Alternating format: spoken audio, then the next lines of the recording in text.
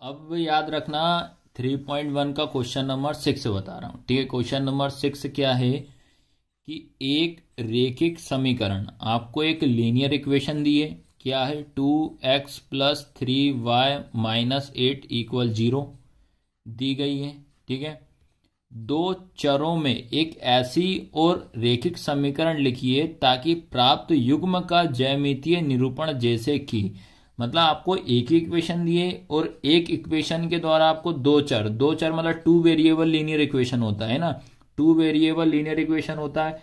अब इसमें क्या करना है आपको, इसमें कंडीशनें लिखनी, याद रखना इसमें क्या करना है आपको, कंडीशन लिखनी है। पहली कंडीशन दिया है प्रतिच्छेद करती हुई रेखाएं बनाना है, दूसरे नंबर पर समांतर रेखाएं बनाना है, तीसरे नंबर पर संपाती बनाना है, जो कि आपका इंग्लिश में ये लिखा हुआ है। ठीक है, क्या बनाना, पहला इंटरसेक्टिंग लाइन ड्रॉ करना, पैरेलल लाइन ड्रॉ करना, कोइंसिडेंट लाइन ड्रॉ करना। आपको एक ही समीकरण के द्वारा इन तीनों समीकरण जो दिए हैं इनके आपको 1 बाय 1 करके एग्जाम्पल के तौर पे आपको इसमें लिखना पड़ेगा। ये आपको ध्यान रखना पड़ेगा। आपको कंडीशन समझने से पहले बेस्ट है आप इसका इंट्रोडक्शन देखिए, इंट्रोडक्शन के बाद आप खुद ऑटोमेटिक इस क्वेश्चन को कर लोगे, लेकिन फिर भी मैं इसको फिर भी आपको सॉल्यूशन करवाऊंगा इसके। ठीक है, आपको याद रखना है इक्वेशन कौन सी दी है, 2x plus 3y minus 8 equal 0। अब जो इक्वेशन जो दिए इसको आपको सबसे पहला काम, सबसे फर्स्ट नंबर पे आपको क्या करना है, प्रतिच्छेद करती रेखाएं हों। ठीक है, क्या है इस इंटरसेक्टिंग लाइन। आपको क्या करना है, इस इक्वेशन के द्वारा आपको प्रतिच्छेद मतलब इंटरसेक्टिंग करती हुई लाइन ड्रॉ करनी है। अब आपको माइंड में तुरंत चलना चाहिए कि यार प्रतिच्छेद मतलब इंटरसेक्टिंग में मैंने आपको क्या बताया था कि जिसमें तीनों वैल्यू कैसी होती हैं, अलग अलग होती हैं। तीनों वैल्यू कैसी होती हैं, अलग अलग।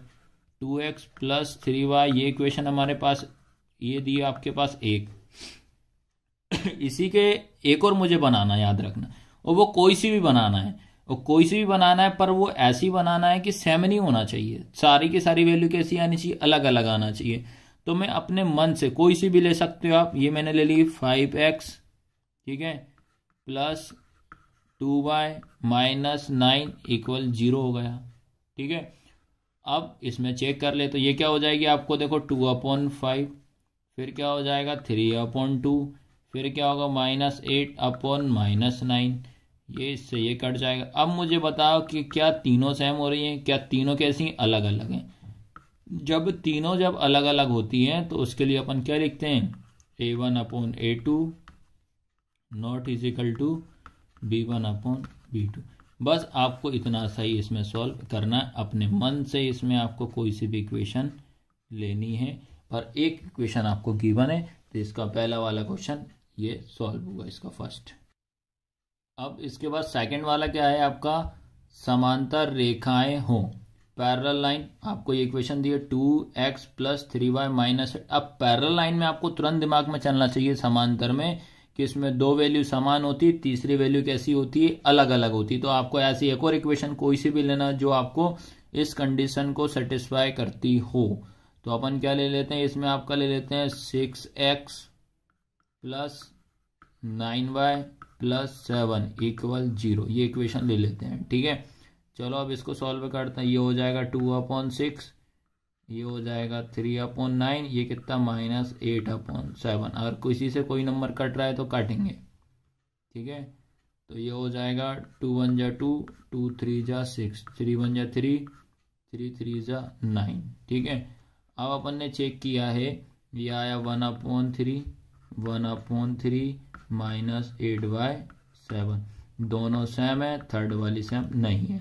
तो आपको कोई सी भी नंबर आपको लेना है, पर कंडीशन को सेटिस्फाई करना चाहिए। याद रखना दो वैल्यू सेम, थर्ड वाली सेम नहीं है, तो क्या कंडीशन आएगी, A1/A2 equal B1/B2 not is equal to C1/C2। बस इसको इतना ही सॉल्व करना है। ठीक है, ठीक है। अब इसके बाद थर्ड वाली क्या है, को इंसिडेंट लाइन, मतलब संपाती रेखा। संपाती में क्या होती है, तीनों के तीनों कैसी होती है, बराबर होती है। इक्वेशन आपको एक दी है, इसी के अगेन में एक और इक्वेशन अपन को वैल्यू लेनी पड़ेगी। तो अपन क्या ले लेते हैं भैया, ये ले लिया मैंने 6x प्लस का ले लिया 9y माइनस का ले लिया 24 इक्वल 0। ये अपने मन से इक्वेशन बना लिए। अब इस इक्वेशन के द्वारा कंडीशन को सेटिस्फाई करवाते हैं। 2/6 3/9 माइनस 8/-24 कैंसिल करो पहले। 2 1 जा 2, 2 3 जा 6, 3 1 जा 3, 3 3 जा 9, 8 1 जा 8, 8 3 जा 24। ये माइनस से माइनस कैंसिल होगा। अब चेक करते हैं क्या क्या बच रहा है। 1/3 1/3 1/3, तीनों के तीनों वैल्यू कैसी हैं, इक्वल है। तो इसलिए कौन सी कंडीशन आएगी आपके पास, A1/A2, ठीक है, A1/A2 बराबर B1/B2 बराबर C1/C2, ठीक है। और यही आपका आंसर है। तो इस तरीके से इस क्वेश्चन को करना था, क्वेश्चन नंबर 6 को।